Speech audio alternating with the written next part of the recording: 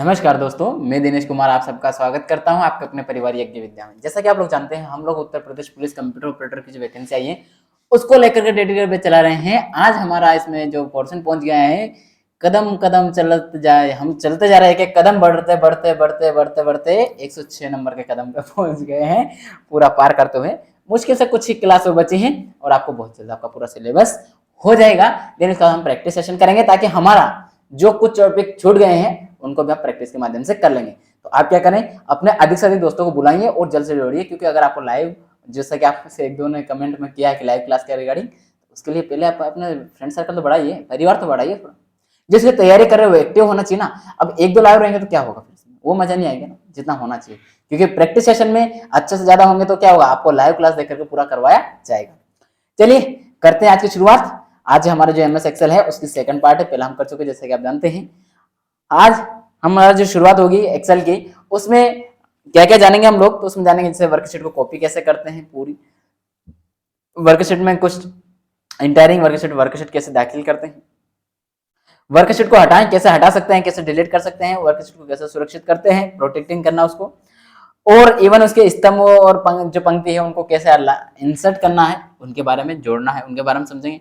फिर अगले क्लास में हम जानेंगे कि कैसे हटाना होता है, ठीक है हाइड करना हटाना होता है, ये सारा अगली क्लास में जान लेंगे। तो जैसा कि आप लोगों को सामने दिखाई दे रहा है, क्या दिखाई दे रहा है कि वर्कशीट को कॉपी करना दिखाई दे रहा है। ये बताइए कॉपी होता क्या है, ये आपको कमेंट बॉक्स में बताना है, क्योंकि आज मैं इस शब्द को तो नहीं बताऊंगा। कॉपी को इसलिए नहीं बताऊंगा क्योंकि कॉपी को आप हर कोई जानते हैं, ये कॉपी पीने वाली कॉपी नहीं है, पहली बात। दूसरी कॉपी ये वो कॉपी नहीं है जिसमें आप डेटा लिख रहे हो, वो भी नहीं है, ये तीसरी वाली कॉपी। अच्छा, अभी तक आपने दो कॉपी जानी होगी, अब तीसरी कॉपी आज जान गए होंगे कि तीसरी भी कॉपी होती है। तो बताइए तीसरी कॉपी कौन सी है। आपको तीनों कॉपी बता देनी है, कोई दिक्कत नहीं है, लेकिन पहली आपको बता चुका हूं, चाय वाली कॉपी, चाय के साथ जो चाय कॉपी होती है ना, वो वाली कॉपी, वो नहीं। यहाँ उस कॉपी की बात नहीं हो रही। दूसरी किस कॉपी की बात नहीं हो रही, जिसमें आप डेटा लिखते हो, अपने नोट्स बनाते हो, उस कॉपी की बात नहीं हो रही है। यहाँ कॉपी की बात हो रही है डुप्लीकेट करने के लिए।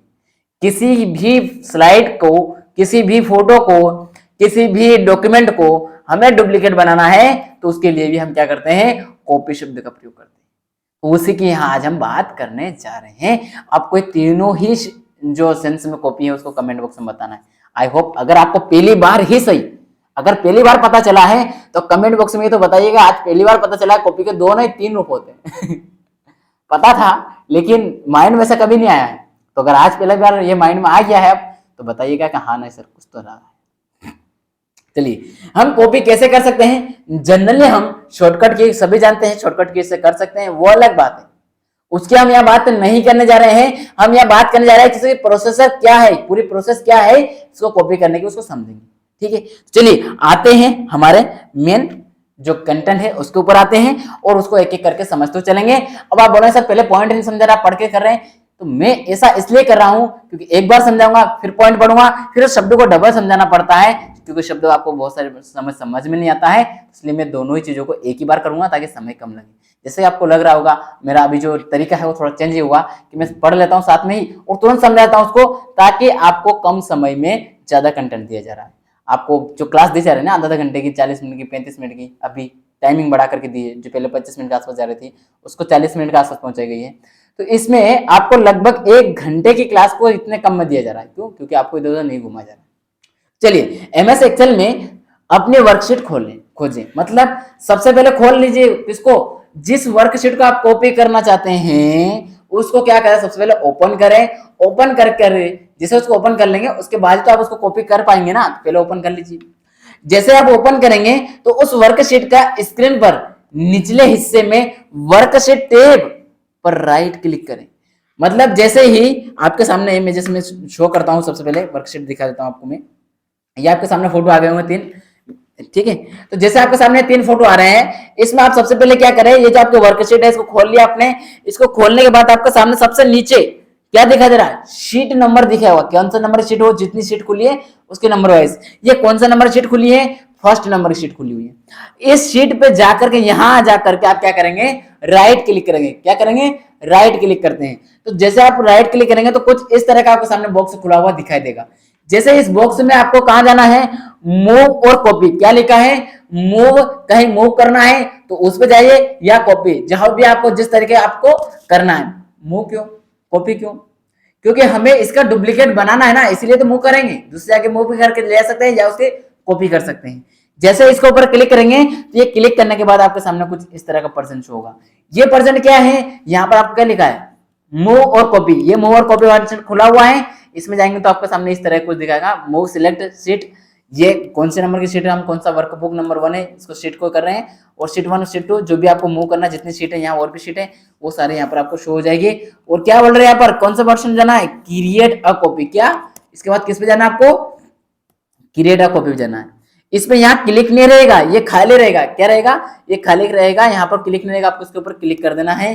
जैसे आप इस पर क्लिक करेंगे तो ये क्या हो जाएगा, क्रिएट अ कॉपी बन जाएगी, और ओके क्लिक करेंगे तो यहाँ आप देख रहे होंगे इस फोटो में और इस फोटो में डिफरेंस क्या, यहाँ शीट नंबर 1 से स्टार्ट हो रही है और यहाँ शीट देखिए आप 1 की 2, मतलब इसके कॉपी हो चुकी है, ये 1 थी इसके हमने कॉपी कर करके बना ली, क्या फर्स्ट है उसकी सेकंड, फर्स्ट की सेकंड सेम है, डेटा सेम है, सब कुछ सेम है, उसकी एक और कॉपी हमने कर ली है।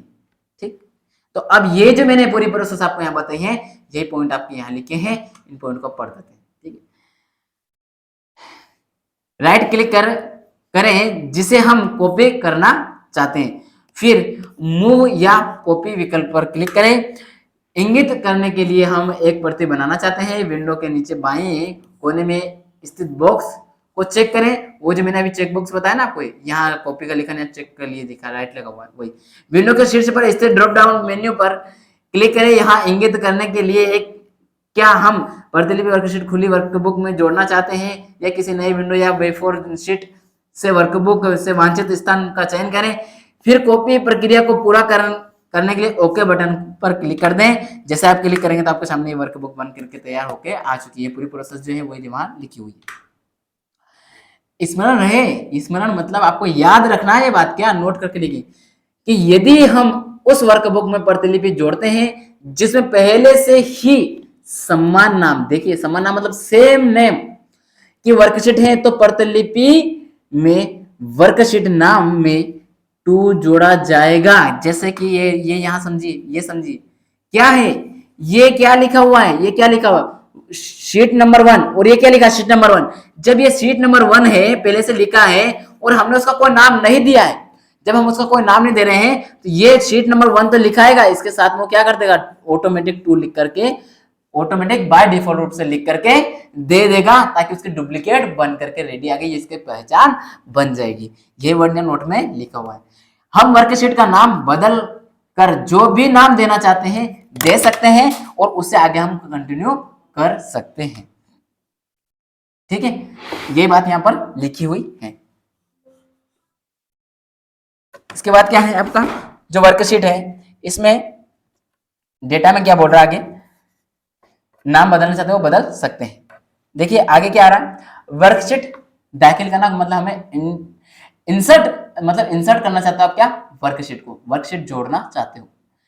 हम वर्कबुक के नीचे टैब के रूप में सभी शीट नाम देख सकते हैं, मतलब सबसे पहले उसकी प्रोसेस बताई जा रही है, क्या देख सकते हैं, अरे भाइयों हमारे ये जो है आपके ये देख रहे हो ना, इसकी बात की जा रही है, देख सकते हो देख सकते हो, वही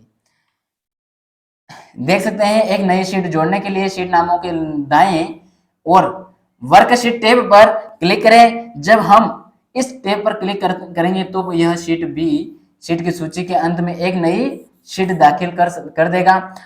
अब जब हम अपने स्प्रेडशीट पर वापस आते हैं तो एक नई शीट दाखिल होनी चाहिए और हमें इस नई शीट के भीतर एक सेल A1 पर क्लिक होते, मतलब हम वहां परसेंट होते हैं डाटा लिखने के लिए। इसको ऐसे समझिए, सबसे पहले आपने ये शीट थी, आप ये तो प्लस करके भी डायरेक्ट कर सकते हैं, लेकिन अगर राइट क्लिक करके आएंगे तो उसके माध्यम से जाकर के भी आप जाएंगे और जैसे आप वहां पहुंचेंगे तो सबसे पहले आपके सामने क्या एक शीट आएगी जो आपने किया नहीं। देखिए यहाँ कितनी थी, एक 2 और ये, इसके बाद में एक 2 और ये 4 क्यों आ रही है, क्योंकि 3 नंबर की थी वो मैंने डिलीट कर दी थी यहाँ पर 3 नंबर की थी वो डिलीट कर रखी है, तो यहाँ कितने आ रही है, चौथी नंबर की आ रही थी। ये कौन सी हुई, ये मैंने यहाँ ऐड की हो। अब आप बोल रहे सर ये यहाँ नहीं आकर के यहाँ क्यों आई, ये यहाँ इसलिए आई है कि मैंने कौन सी शीट खोल रखी है, देखिए शीट 1 2 के बाद में आ रही ना, मतलब जो मैंने खोल रखी है जस्ट उसके बाद में आएगी, तो जो खोल रखी थी उसके बाद में आएगी ना, ये बात है, ये भी ध्यान दीजिएगा। अब ये जैसे हम नई शीट खोलेंगे तो इसमें जो हमारा कर्सर है ये स्वयं रूप से उसमें प्रेजेंट होता है, जहां हम लिखना चाहते हैं डेटा, ये कौन सा वाले में होगा, A1 में होगा, समझ रहे हो, A1 में होगा, देख रहा ना, वही बात है, कौन सी सेल में होगा, A1 नंबर की सेल में होगा। वर्कशीट को हटाना, कैसे इस वर्कशीट को हम हटा सकते हैं, कैसे रिमूव कर सकते हैं, कैसे डिलीट कर सकते हैं। तो सबसे पहले हम उस वर्कबुक को चुनेंगे जिसमें हम ये करना चाहेंगे ना, वो जिसको हटाना चाहेंगे वो, तो क्या करेंगे, सबसे पहले वर्कबुक के नीचे टेब के रूप में सभी शीट का नाम देख सकते हैं, पहले उसमें नाम देखेंगे, उसके बाद हम उसमें उस वर्कशीट पे जाएंगे जिसको हम हटाना चाहते हैं। उस शीट को हटाने के लिए उस शीट का नाम पर राइट क्लिक करेंगे, जैसे राइट क्लिक करते हैं तो वहां हमारे सामने एक ड्रॉप डाउन लिस्ट खुलेगी, उस ड्रॉप डाउन लिस्ट में जाकर के हम क्या करेंगे, उस वर्कशीट में रिमूव या डिलीट वाला जो बटन होता है उस पर क्लिक कर देंगे, उसको चयन करेंगे, उसको जाकर के हम हटा सकते हैं। और ये मान लीजिए यहाँ पर मैंने एक एग्जांपल लिख दिया आपके सामने, उसको हटाने के लिए एक वर्कशीट हटा सकते हैं नंबर इस नंबर की, तो वो अब मैं यहाँ एग्जांपल लूंगा हटाने के लिए, मान लीजिए मैंने ये ले रखी है और इसको मैं हटाना चाह रहा हूं, तो ये उसके बारे में बात की जा रही है, ठीक है। क्या है ये, राइट क्लिक किया, राइट क्लिक करने के बाद मेरा डिलीट आ रहा है, डिलीट पर क्लिक करूंगा तो ये डिलीट हो जाएगी एक शीट। यहाँ पर एक फोटो नहीं लिया मैंने, स्क्रीनशॉट दिमाग से उतर गया है, वही बात यहाँ लिखी हुई है, हालांकि लिया होगा डिलीट वाला भी, हाँ ये लिया है, लेकिन इसके पहले 2 पॉइंट और लिख दिए। शीट को हटाने का सुनिश्चित करने के लिए संदेश स्क्रीन पर पॉपअप करेगा, शीट को हटाने के लिए डिलीट बटन पर क्लिक करें, जब हम स्प्रेडशीट पर वापस आते हैं तो वांछित शीट हट चुकी होगी, हटा दी जाएगी। जैसा आपने वो डिलीट वाला, मतलब इस पर आप क्लिक करेंगे, जैसे इस पर क्लिक करेंगे तो इसके बाद आपके सामने कुछ इस तरह का मैसेज शो होगा आपके डिस्प्ले पे, आपके डेस्कटॉप पे, तो आपको इसमें डिलीट वाले पे जैसे क्लिक करेंगे तो डिलीट होने के बाद आपके सामने कुछ आपकी शीट हट चुकी होगी, दिखाई दे रही है। यहाँ पर क्या है, 2 है, 4 है, 2 1 2 है, 1 की जो दूसरा नंबर की वो है, लेकिन 1 जो थी वो गायब हो चुकी, डिलीट हो चुकी है, वो हमारे यहाँ से हट चुकी है, ठीक। वर्कशीट को संरक्षित करना मतलब इसको प्रोटेक्टिंग करना, कैसे प्रोटेक्ट करेंगे, तो सबसे पहले हम क्या करेंगे, वर्कबुक शीट जो है, वर्कशीट है हमारी, उसके ऊपर जाकर के राइट क्लिक करेंगे, जैसे राइट क्लिक करते हैं तो उसके ऊपर आपको एक पोर्शन दिखाई देगा, कौन सा, प्रोटेक्ट शीट पर क्लिक करेंगे, ये पोर्शन आएगा तो इसके बाद आप क्या करेंगे, वहां पर जैसे इस पे जाएंगे, उस पे जाने के बाद आपके सामने ऑप्शन दिखाई देगा पासवर्ड दर्ज करें, उस पर क्लिक करेंगे, वहां पर आप पासवर्ड दर्ज करेंगे, पासवर्ड टाइप करेंगे जो भी आप बनाना चाहते हैं, वो करने के बाद उन कार्यवाहियों की जांच करें जिन्हें हम अपनी शीट के उपयोगकर्ता को करने की अनुमति देते हैं, मतलब आप जो वर्कबुक है उसको पासवर्ड डाल रहे हो, उसको सेव कर रहे हो, उसमें कुछ कार्य करने के लिए आप जो अपने फ्रेंड है, जो भी आपका दोस्त है जिसका वो शीट सेव कर भेजना चाह रहे हो, उसको अनुमति देना चाहते हैं कि ये कार्य इसमें ये कर सकता है, उसको क्या करें, परमिशन दें, देन उसके बाद ओके बटन पर क्लिक कर दें। इस सारा का प्रोसेस करने के बाद आपका क्या होगा, वर्कशीट सुरक्षित हो जाएगी, प्रोटेक्ट हो जाएगी, वो उसको कोई इतना जल्दी आसानी से कोई बाहरी व्यक्ति एक्सेस नहीं कर सकता है। जैसे आपके सामने ये दे रखी है, तो ये क्या है, आपके वर्कशीट नंबर 212, इसको क्या कर रहे हो आप, प्रोटेक्ट करना चाहते हो तो इसके ऊपर जाकर राइट क्लिक करेंगे, राइट क्लिक करते से आपके सामने एक ड्रॉप डाउन लिस्ट खुलेगी, इसमें जाते से आप क्या देखेंगे, प्रोटेक्ट शीट, जैसे इस पे क्लिक करेंगे तो आपके सामने कुछ इस तरह का जो आपके डेस्कटॉप पे प्रेजेंट होगा एक मेन्यू, इस मेन्यू में जाएंगे आप तो वर्कशीट, ये क्या, प्रोटेक्ट शीट, इसमें यहाँ पर आपको पासवर्ड दर्ज करने होते हैं, क्या करना होता है, पासवर्ड दर्ज करने होते हैं, जैसे आप ओके पे क्लिक करेंगे, आगे बढ़ेंगे, एक बार और पासवर्ड मांगेगा, वेरीफाई करेगा, वेरीफाई करने के बाद यहाँ से आप क्या, ये जो है चिन्ह, इनमें से जो भी आप करना चाहते हो, अपने फ्रेंड को जो भी एक्सेस देना चाहते हो, वो सारे कार्य यहाँ से कर सकते हो, इन पर क्लिक करके वो बच्चा जो भी कार्य करते जाइएगा, देन जिस तरीके से आपको करना है वो इन विकल्पों में चुन करके, और ओके लास्ट में ओके बटन पे क्लिक कर देंगे तो आपकी जो फाइल है वो क्या हो जाएगी, प्रोटेक्ट हो जाएगी, सेव हो जाएगी, उसको हर कोई एक्सेस नहीं कर सकता है।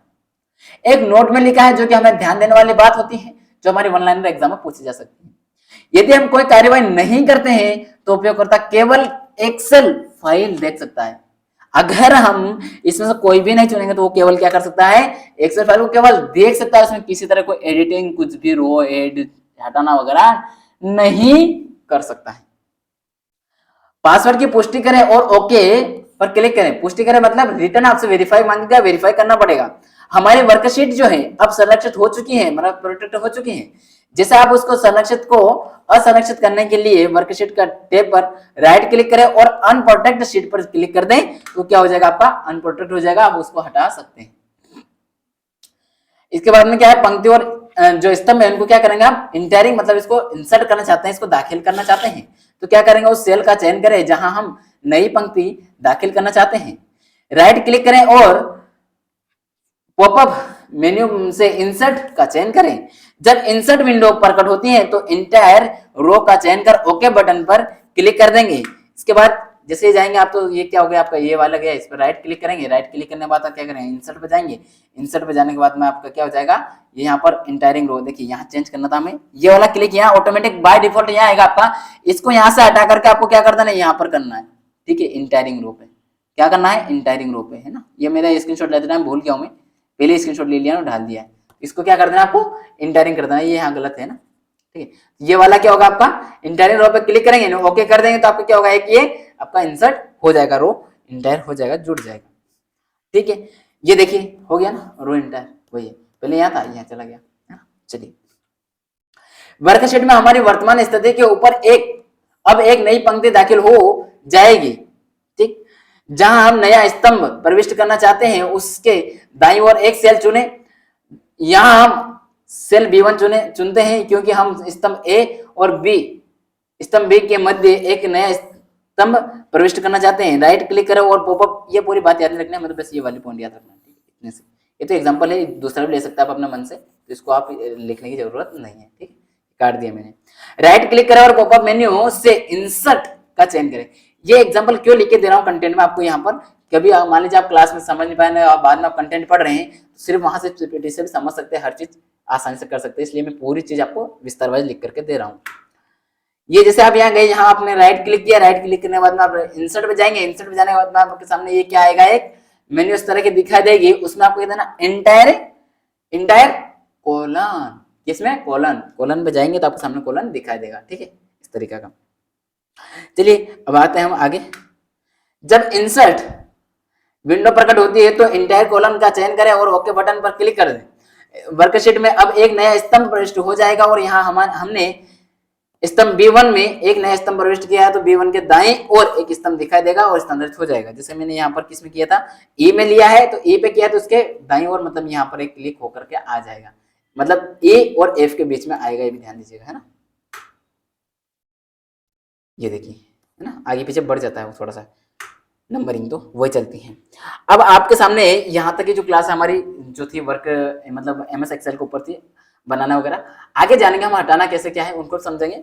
और ये जो चीजें हैं आपको बिल्कुल इस तरह के लैंग्वेज में दे रहा हूँ, बिल्कुल सिंपल लैंग्वेज में, ताकि आप आसानी से अपने खुद से भी पढ़ के इसको भी आप अगर नहीं समझ पा रहे होंगे तो आप खुद भी इसको पढ़ करके एक बार जब अपना सिस्टम चलाएंगे तो आप आराम से चलाते हुए चले जाएंगे।